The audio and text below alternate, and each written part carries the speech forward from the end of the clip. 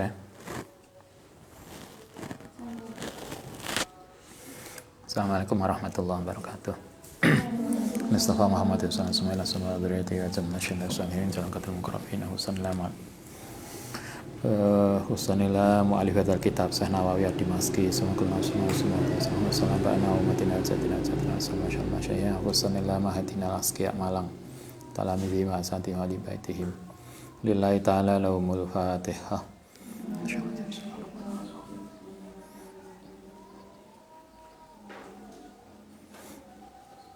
Bismillahirrahmanirrahim. Bab ke-19. Babuma yakuluhu indal hijamati. Babuma yakulu kang ngucap hu ing ma indal hijamati ketika bekam. Apa bekam itu? Cantuk. Nah, orang Jawa cantuk. Nah, orang bahasa Indonesia ini bekam. Ngerti bekam ya?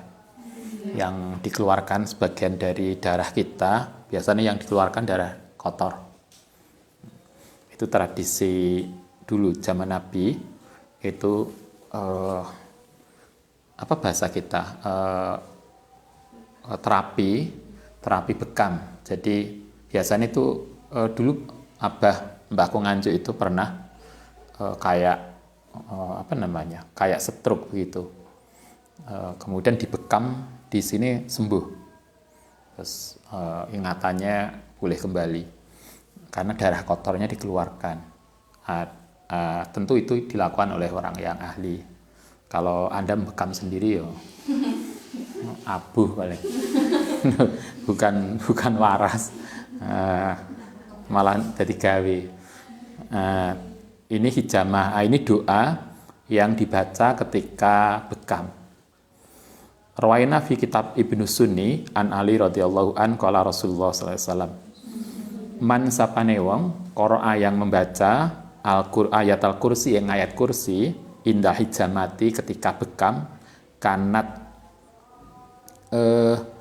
mongko ana apa ayat kursi ku manfaata hijamatihi bisa memberikan manfaat kepada bekamnya. Artinya ketika bekam kita disarankan oleh Nabi baca ayat kursi, insyaallah bekamnya sukses atau bekamnya berhasil.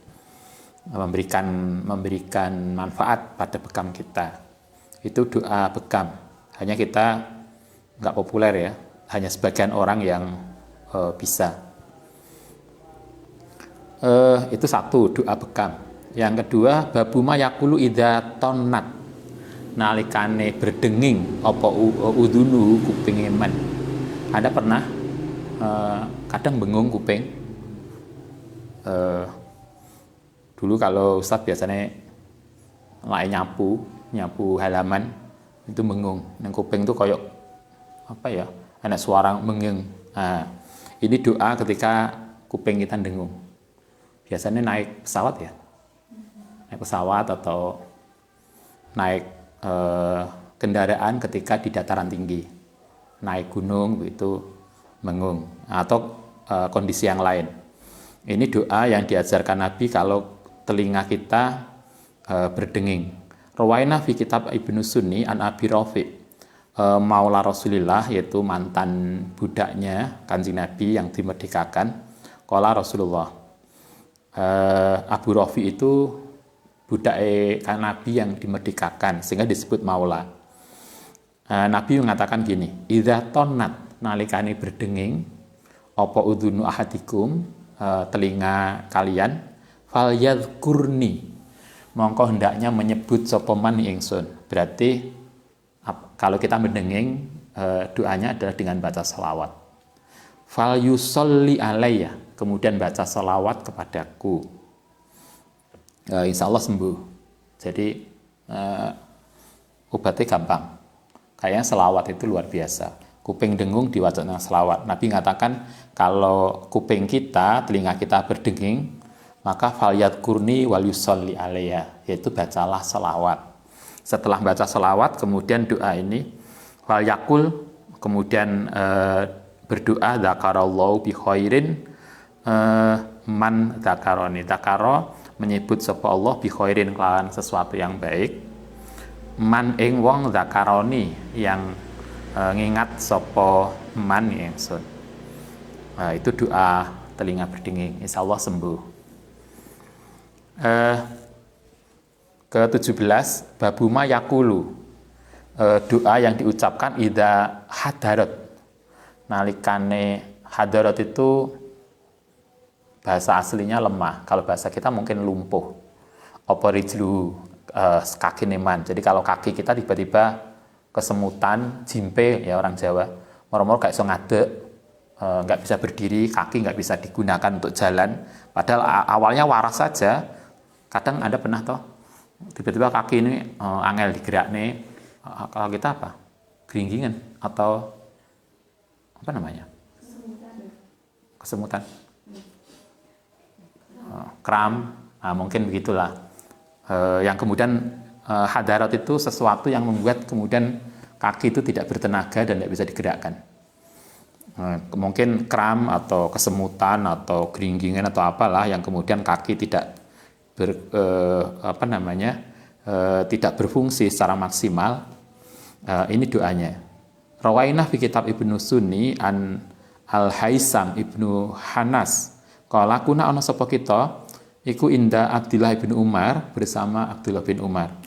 Haisam bin Anas itu cerita pada kita begini, suatu ketika kami itu lagi jalan-jalan bersama Abdullah bin Umar, berarti putrane Umar bin Khattab. Hahdarat, kemudian kram, kalau bahasa kita gitu, atau apalah yang kemudian terganggu, apa rijluhu. Kemudian kakinya Abdullah bin Umar itu tiba-tiba kram atau sesuatu yang kemudian membuat dia tidak bisa jalan. Fakola, begitu kakinya bermasalah, kemudian kebetulan ada orang lewat. Fakola, kemudian ngucap lagu maring Abdullah bin Umar sapa rajulun. Kemudian ada datang seseorang yang nggak disebutkan namanya.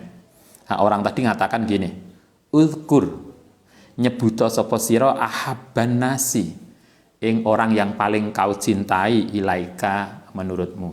Orang tadi bilang, kalau kakimu kram, ingatlah pada orang yang kamu cinta. Kalau Anda dibilang begitu, kira-kira yang Anda sebut siapa?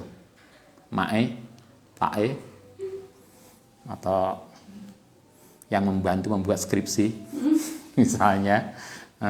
Orang tadi bilang, kaki saya kram. Dia bilang, untuk agar krammu sembuh, sebutlah nama orang yang paling kau cintai.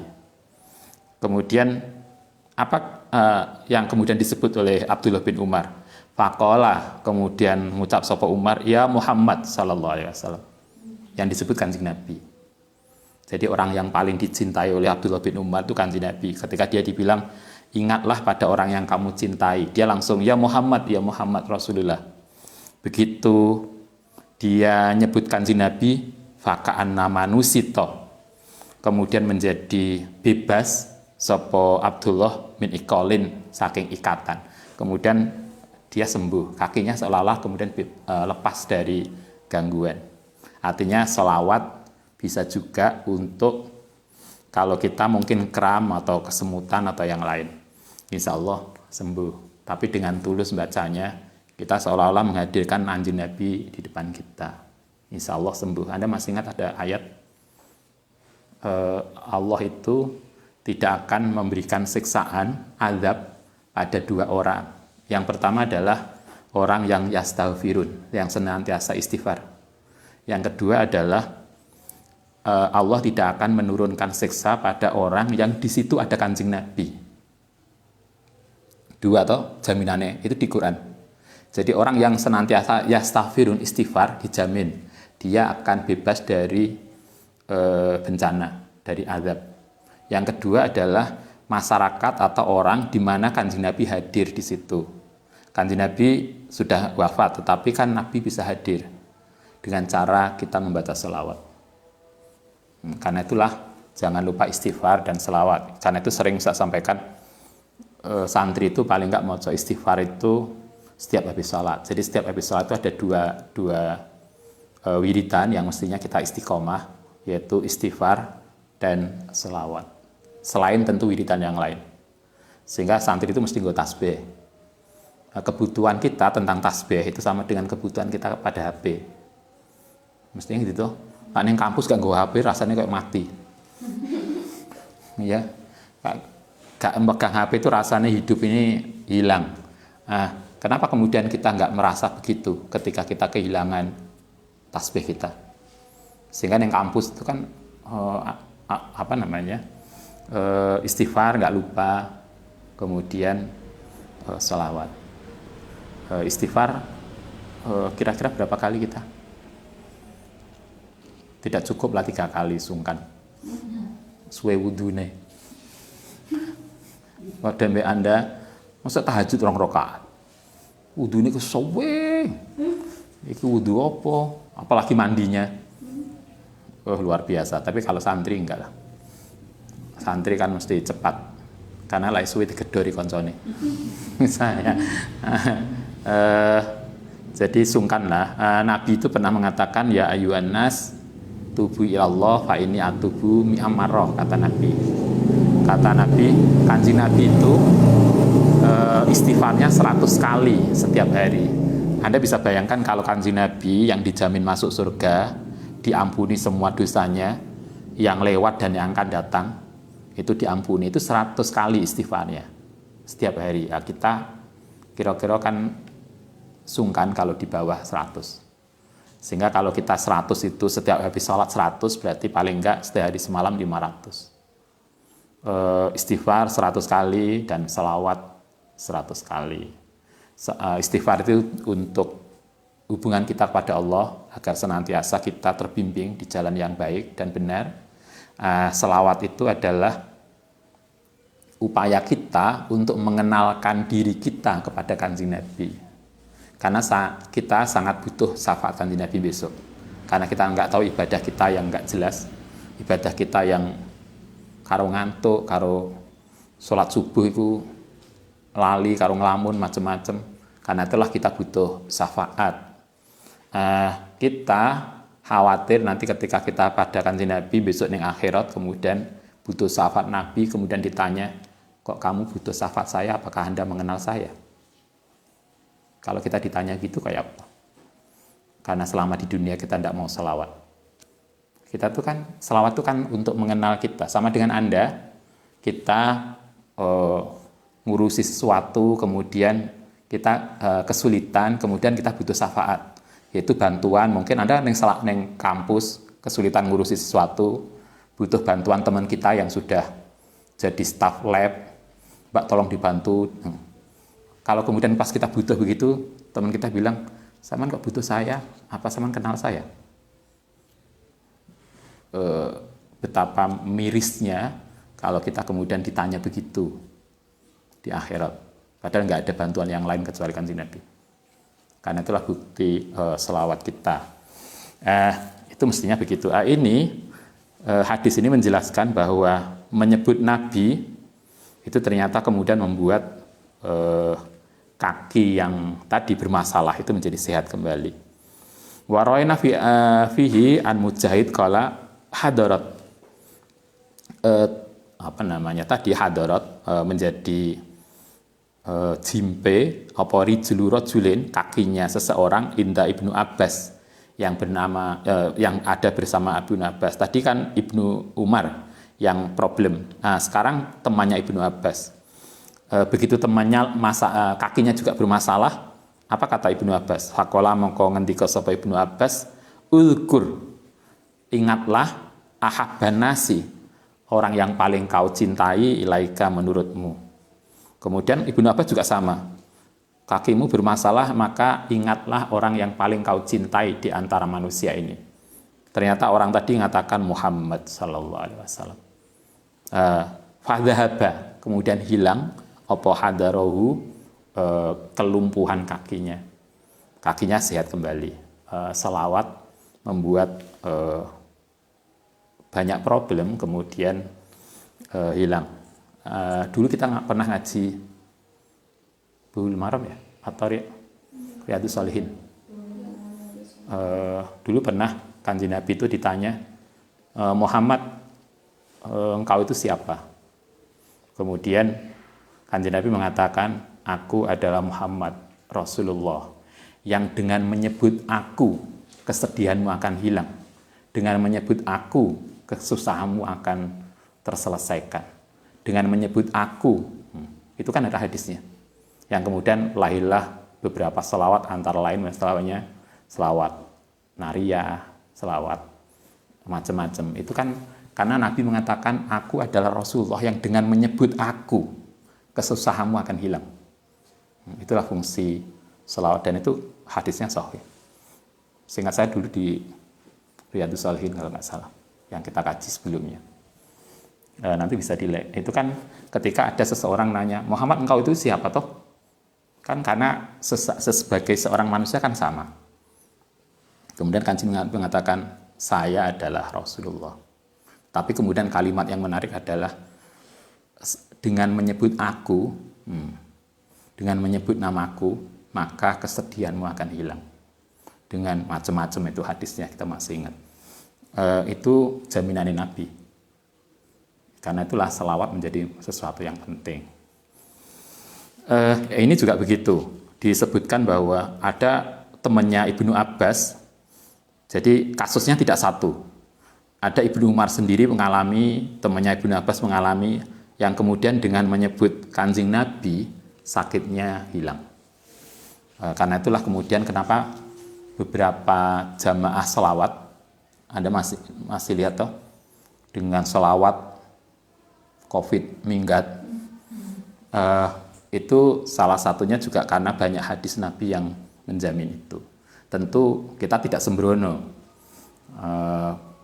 karena kadang selawat kita kan enggak khusyuk, sehingga kemudian mungkin imunitas kita itu tidak, sehingga tetap harus kemudian menjaga protokol dan macam-macam. Tetapi bahwa Nabi pernah mengatakan itu ya, bahwa selawat itu pada konteks tertentu bisa membuat orang itu sembuh dari penyakit tertentu, itu benar. Tapi tentu dengan selawat yang tulus, yang sungguh-sungguh. Karena kadang selawat kita itu kan hanya di lisan, tidak tulus dari hati. Itu kan mesti akan manfaatnya akan beda, karena kualitas maca selawat itu tidak sama.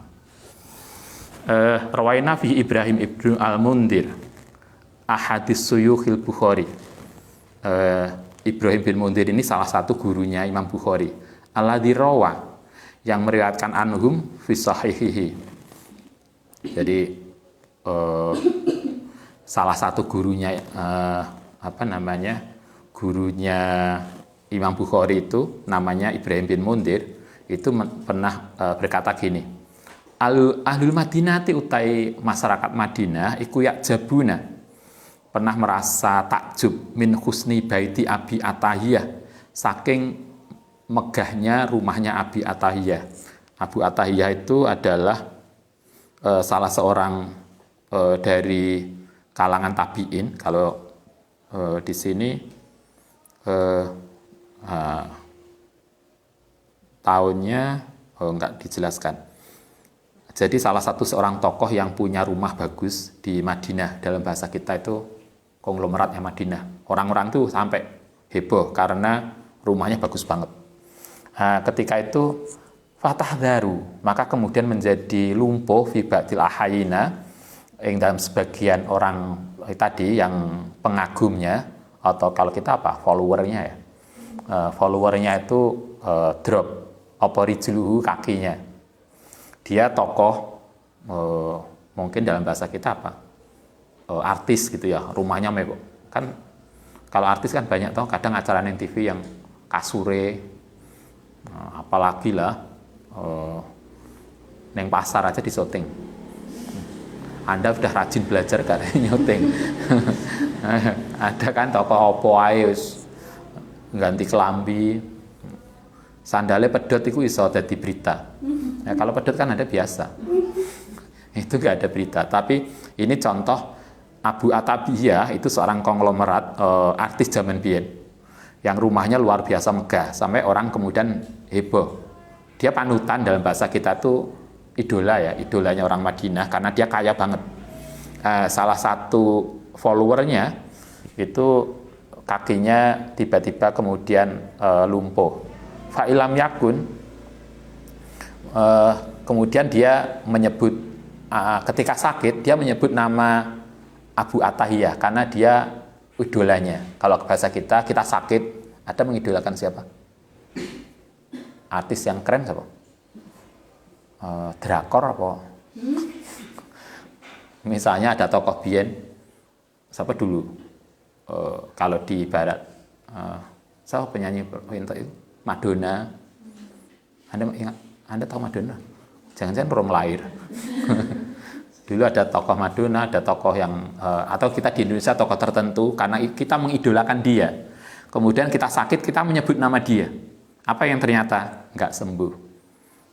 Ini juga begitu.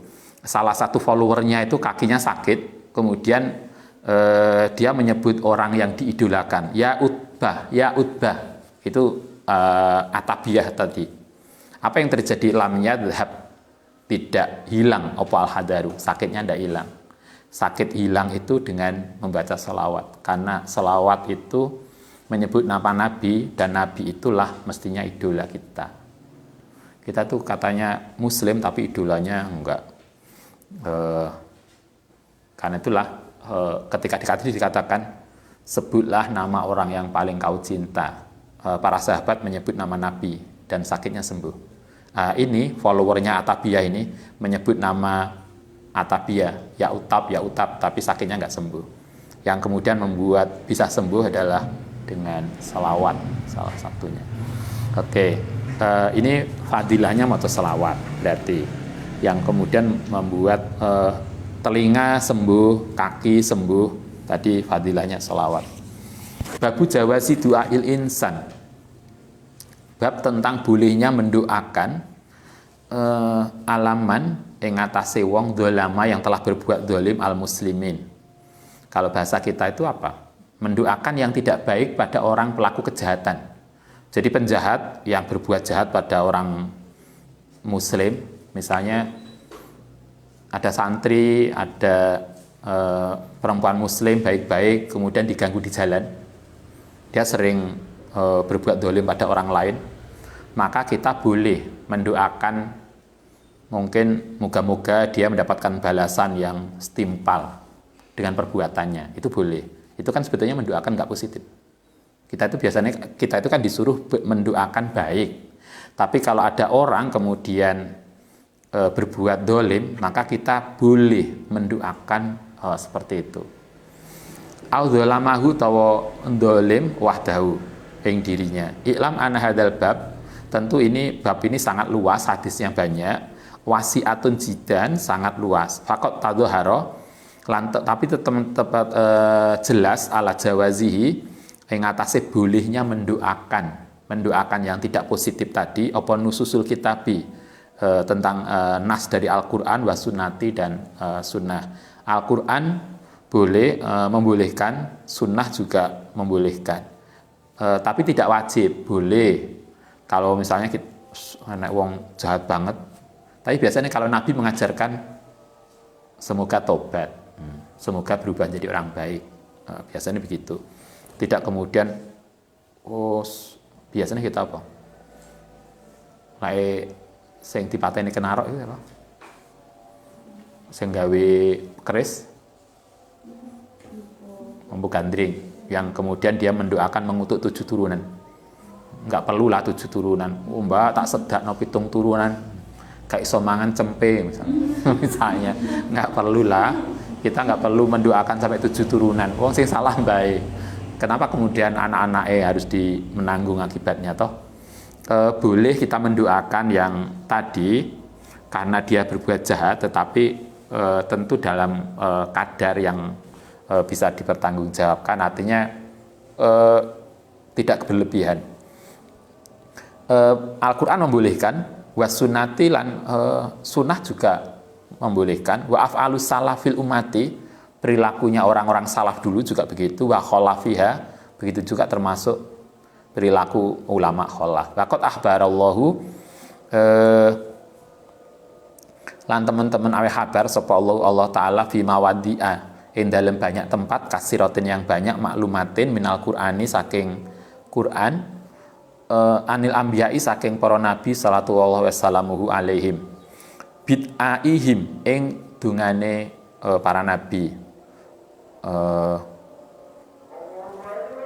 kalau kita baca Al-Quran, Al-Quran beberapa kali mengutip doanya para nabi zaman dulu yang mendoakan umatnya.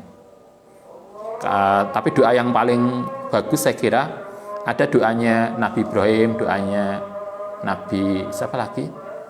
Nabi-nabi yang ini yang ya Allah kalau dia taat maka dia menjadi orang baik. Tapi kalau dia tidak taat, ya Engkau kan Maha Pengampun. Itu kan doa yang luar biasa bagus. Tetapi intinya bahwa para nabi dulu kadang juga mendoakan.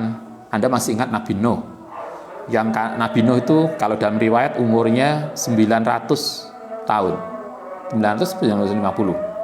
Pokoknya ngono iku lah, akeh. Tapi coba Anda bisa bayangkan 900 tahun lebih dakwah. Itu umatnya yang sukses untuk iman kan nggak lebih dari 100 orang. Coba kalau Anda jadi bunyai, kemudian dakwah, santrine sing gelem diajak ning kampung nggak lebih dari 100, itu amat capek. Dan itu luar biasa kalau kita lihat sejarah dalam Al-Quran tentang Nabi Nuh. Karena itu sampai mungkin kalau bahasa kita tentu beliau tidak seperti itu, tapi bahasa kita kan koyoke sampai beliau itu merasa putus asa ngejak wong itu karena bandele umate, sampai kemudian keluar doa untuk menenggelamkan mereka sehingga muncul banjir itu. Itu saking artinya Quran beberapa kali kemudian menyebut meriwayatkan doa para nabi terhadap orang-orang yang tidak beriman, orang yang berbuat dolim, sehingga mendoakan orang yang telah berbuat dolim agar mendapatkan balasan yang setimpal, itu boleh. Rawaina fi sahih Bukhari wa Muslim an Ali radhiyallahu an Nabiyya sallallahu alaihi wasallam qala yaumal ahzab, yang dalam perang Ahzab. Anda masih ingat salah satu perang Ahzab yang luar biasa antara Nabi dengan kafir. Coba doanya Nabi itu begini, mala'a muga-muga memenuhi sapa Allahu buyutahum ing rumahnya orang kafir tadi, wa kuburahum lan kuburane orang kafir, naron ing neraka. Sahuluna kama sahuluna kaya oleh menyibukkan sapa mereka na ing kita anis salatil wusta, saking salat wusta. Itu doanya Kanjeng Nabi kepada orang kafir dalam perang. Artinya kan muga-muga mereka diadab, muga-muga sampai segitunya Nabi. Jadi Nabi pernah mendoakan itu karena perilaku orang kafir yang luar biasa ke Nabi. Rawaina fi sahih Bukhari fi sahihain yang dalam Bukhari Muslim min turukin annahu sallallahu alaihi wasallam ikut da'a. Nabi pernah juga mendoakan azab ala ladzina ing atase orang-orang kotalu yang memerangi, membunuh sapa alladzina al-qura'a ing ahlil qura. Anda ingat itu tahun berapa? Tahun ke-6 atau tahun ke-5 Hijriah. Nabi itu pernah mengutus para qura, ahli qiraat, untuk mengajarkan Al-Quran. Ternyata oleh orang kafir di daerah tertentu itu, ahli qura itu dibunuh semua. Nabi kan jengkel banget. Nggak ada masalah, nggak ada ketegangan. Kemudian utusan Nabi, kalau bahasa kiai, bahasa kita, para ustadz yang dikirim untuk ngajar ngaji itu semua dibunuh. Nabi kemudian jengkel banget sampai kemudian melahirkan doa, dalam bahasa kita kasarannya doa kutukan. Karena orang kafir sudah keterlaluan, sampai kemudian muncul doa ini. Wa adama, kemudian melanggengkan sapa nabi adu'a ing donga alaihim ing atase orang qura, membunuh qura tadi, sahrun. Coba sampai sebulan, Nabi sampai sebulan itu melakukan doa ini. Allahummal an ra'ulan wa zakwaan wa usaitan. Jadi doanya keras banget Nabi. Allahumma ya Allah, il'an mugi ngelaknati sapa Tuhan ing mereka Roklan mugi, kalau roklan itu asal maknanya menusuk, meningkam. Jadi mungkin menyiksa, wadakwana tegese menyiksa, wa usaitan, dan kemudian membuat mereka menjadi orang yang sangat, usaitan itu orang yang merasakan pedihnya hati. Itu saking jengkelnya Nabi, sehingga kemudian melahirkan doa kutukan ini, yang itu dibaca oleh Nabi sampai selama sebulan. Itu Nabi itu kan jarang banget toh. Anda masih ingat Nabi yang di Taif dilempari batu sampai Jibril protes. Ketika Jibril datang kemudian bilang, Muhammad, ya apa lah wong Taif tak beleki watu, beleki gunung. Kanjeng Nabi mengatakan, enggak lah, mereka min qaumi, dia kaumku. Nabi masih sangat ini, tapi pada kasus ini Nabi kupanya sudah jengkel banget, sampai kemudian keluar doa, bahasa kita doa kutukan. Rawaina fi sahihima, ini Ibnu Mas'ud radhiyallahu an hadis tawil, kisahnya panjang. Ini zaman Kanjeng Nabi masih di Mekah. Ini pernah kasus dalam cerita yang panjang, fi kisati Abu Jahal. Ing dalam kisah Abu Jahal wa ashabilan sahabati Abu Jahal min Quraisin, saking orang Quraisy, hina wadou nalikane meletakkan sapa Nabi salal jazuri. Salal jazuri itu apa bahasa kita? Kalau ada bayi yang lahir itu kan ada temennya, apa namanya itu? Ari-ari. Nah, salal jazuri itu ari-ari. Nabi ketika masih di Mekah itu pernah pas di Masjidil Haram, pas sholat itu punggungnya itu dibeleki ari-ari bosok. Coba, siapa yang melakukan? Abu Jahal, CS-nya. Nah, sampai kemudian Nabi keluar doa kutukan. Itu luar biasa loh. Kayak ini kayak nggak segitunya lah orang. Paling bully lewat.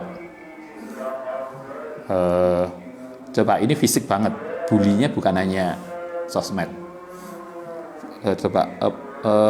Kotoran ari-ari yang sudah busuk itu kemudian diblekno ning punggungnya Nabi, ala zuhrin Nabi, ngatasi punggungnya Nabi, fadaa, kemudian ndongakno sapa Nabi alaihi ngatasi mereka, wa kana idza da'a salasan, dan itu diulang-ulang sampai 3 kali. Sumaqala Allahumma alaika bi Quraisin, Allahumma alaika bi Quraisin.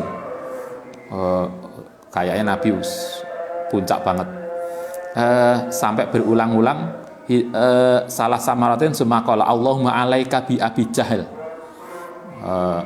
ya Allah mugi engkau, kalau bahasa kita, ya Allah mugi engkau hukum Abu Jahal. Wa Utbah ibnu Rabi'ah, nyebut nama. Biasanya Nabi jarang nyebut nama. Sifatnya biasanya doa-doa itu biasanya Nabi lah ngajari kita kan doanya umum banget. Tapi ini coba sampai nyebut nama. Bahkan Al-Quran juga nyebut nama toh. Tabat yada Abi Lahab itu. Itu kan sampai karena jengkelnya, mungkin jengkelnya Tuhan dalam bahasa kita. Tentu Anda jangan bayangkan Tuhan kayak kita jengkel banget. Tetapi saking karena sering goda Nabi, kemudian keluar tabat yada. Nabi juga mengatakan Allahumma ya Quraisin, alaika ya Abi Jahal wa Utbah bin Rabi'ah. Wa dzakara tamana sab'ati, sampai kalau di sini ada 7 orang yang disebut di dalam Nabi, yaitu CS-nya tadi yang telah berperilaku fisik tadi kepada Nabi, ada 7 orang. 1 Abu Jahal, 2 Utbah bin Rabi'ah kalau di sini, kemudian Saibah bin Rabi'ah, Walid bin Uqbah, Umayyah bin Khalaf, Uqbah bin Abi Mu'id, Imarah bin Walid. Ada 7 orang yang disebut Nabi, yang kemudian dalam bahasa kita dikutuk oleh Nabi karena perilakunya yang keterlaluan. Wa tamamal hadis, artinya itu Nabi juga pernah mendoakan begitu ketika perilaku orang dolim itu keterlaluan. Rawaina fi sahihima an Abi Hurairah radhiyallahu anna Rasulullah sallallahu alaihi wasallam kana iku yat'u mendoakan sapa kanjeng Nabi Allahumma masjud. Ini ada hadis lain, doa yang dibaca Nabi, Allahumma usdud mugi naleni sapa tuan wat ataka ing langkahmu ala mudhara ing atase sesuatu yang membahayakan. Kalau bahasa kita mungkin begini, semoga perilakumu senantiasa jatuh, semoga perilakumu senantiasa tidak untung. Allahumma ij'alha, kemudian menjadikan sapa Allah ing mereka alaihim sinina ing penjara kasini Yusuf. Semoga mereka kemudian menjadi terbelenggu koyok Nabi Yusuf dulu pernah juga terjadi begitu. Rawaina fi sahih Muslim an Salam ibnu Aqwa radhiyallahu anna rajulan. Ini hadis ini cukup populer, kita di banyak kasus muncul. Ada seseorang itu akala makan inda Rasulullah, ada seorang sahabat makan di samping Kanjeng Nabi. Makan itu pakai bisimalihi, dengan tangan kiri.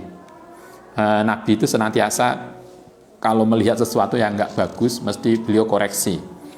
Kemudian Nabi mengatakan, kul makano siro biyaminika kelan tangan kananmu.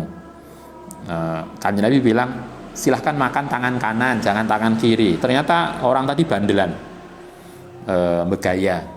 Kemudian dia bilang, la astati, saya nggak bisa Kanjeng Nabi makan tangan kanan, saya tangan kiri. Kayak dia membangkang. Apa yang terjadi? Kemudian Nabi mengatakan, la astatokta, kalau kamu memang begitu, awas loh ya, kamu tidak akan bisa makan dengan tangan kanan. Akhirnya apa dalam bahasa Nabi? Yo bahasa kutukan tadi. Dikongkon diomongnya api-api, kong mangan tangan kanan nggak mau. Yo akhirnya apalah yang terjadi seperti yang kau katakan. Ma mana'ahu, orang mencegahu ing seseorang tadi ilal kibru, kecuali kesombongan. Dia merasa sombong, merasa hebat. Ketika diomongin Nabi itu dia tidak manut, tidak mau, membangkang. Maka kemudian Nabi mengatakan, kalau begitu kamu tidak akan bisa loh makan tangan kanan. Karena ucapan Nabi itulah kemudian fama rofa'aha, maka sejak saat itu fama rofa'aha tidak bisa ngangkat sopeman haing tangan tadi ilafihi, maring mulutnya. Akhirnya benar-benar orang tadi tidak bisa pakai tangan kanan. Kultu hadza rajul, siapa laki-laki yang diomongin Nabi bandelan tadi, agak angkuh tadi, itu namanya adalah Busrun ibnu Ro'i al-Airi al-Asja'i. Itu nama tadi di hadis tidak disebutkan.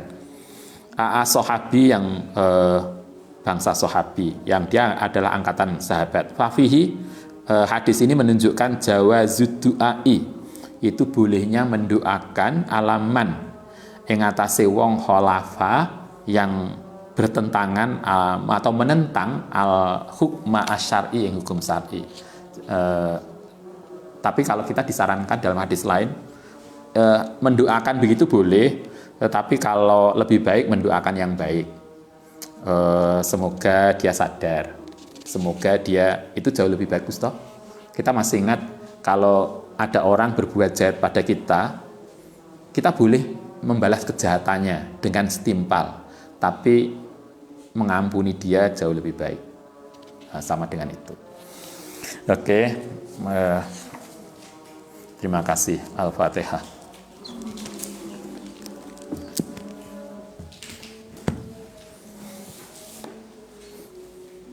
Rabbana wafa'na bima lantana.